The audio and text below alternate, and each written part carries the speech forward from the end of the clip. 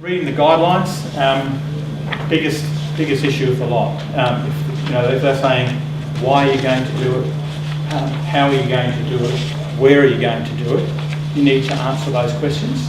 And what we often have is people tell us a story about why they're doing what they're doing and lose all the rest of it. So they start off with their why and then get lost. And it's like, well, if it's got how, what, where, you need to address all three.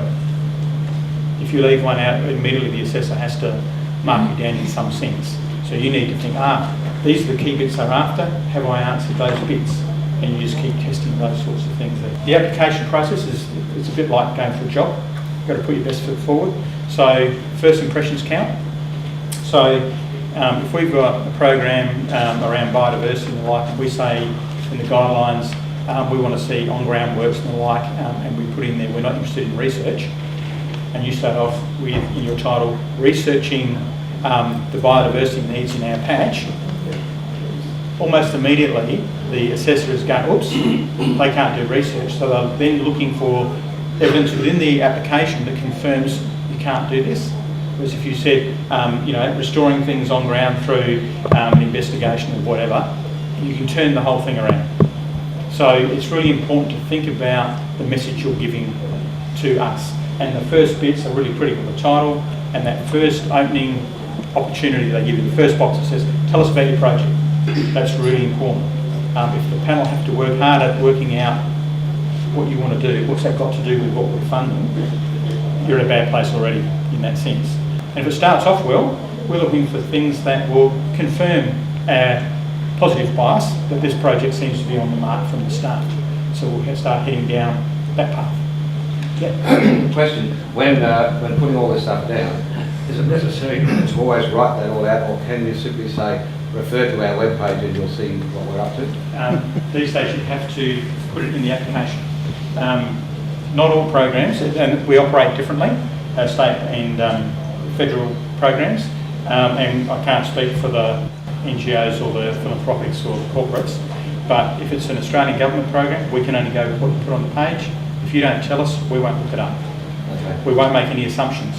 So if you think we should know what you do and then this bit's important, it doesn't happen. I think with the state programs, if they're looking at your application, there's something clearly not quite right, they may well check with you to make sure it's okay.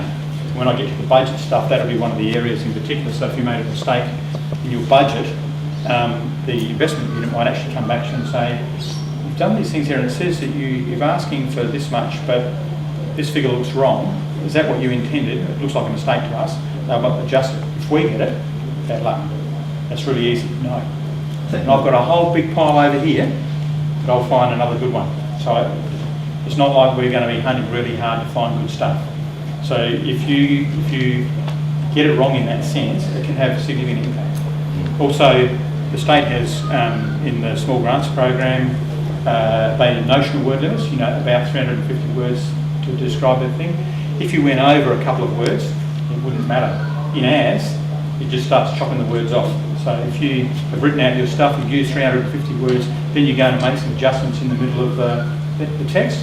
Down the bottom, it's just chopping words off. It says 350, that's it. There are no more. So we get lots of applications.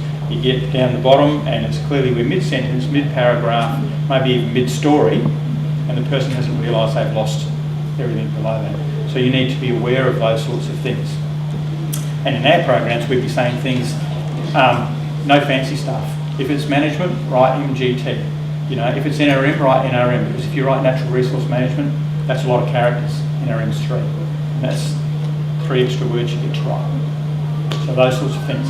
So you have to look at each program, each thing that's on offer, and see how they're running those bits and pieces. And if you're not sure, check, make a phone call. There are no silly phone calls, and there are not too many phone calls. It's about getting it right. The only time you're going to worry about your phone calls when you didn't make it after you thought, if I've just rung up and asked that question, I wouldn't have done that. And I've just in the funding program we're looking at an applications from a particular organisation, put in 3 applications, but copied the details from one form to the next, the front ends, and our system decided that was one application.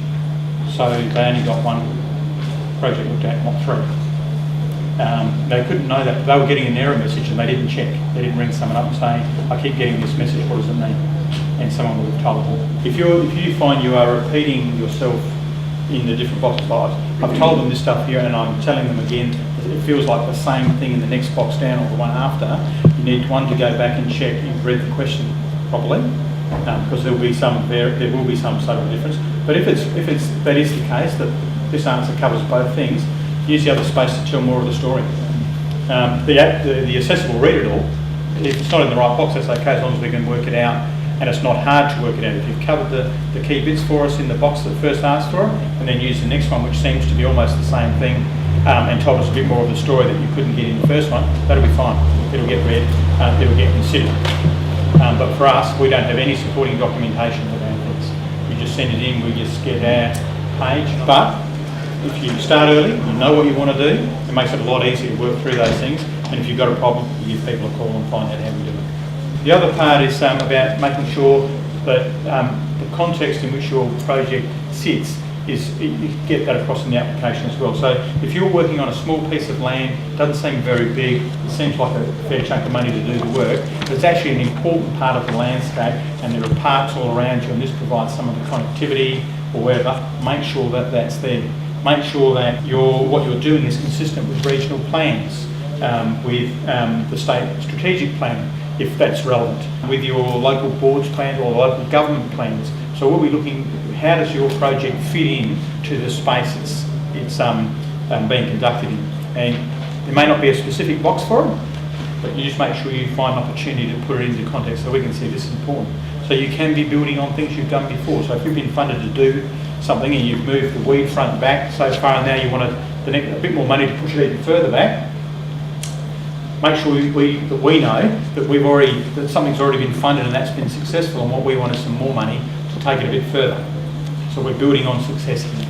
And keeping it short and sweet is about, particularly if you're allowed to write as much as you want, the assessors have got to get through lots of applications. So if it's really long and really wordy and sort of going, when are we going to get to it's not a good place to be. With our applications, you don't get any choice. You have to keep it short.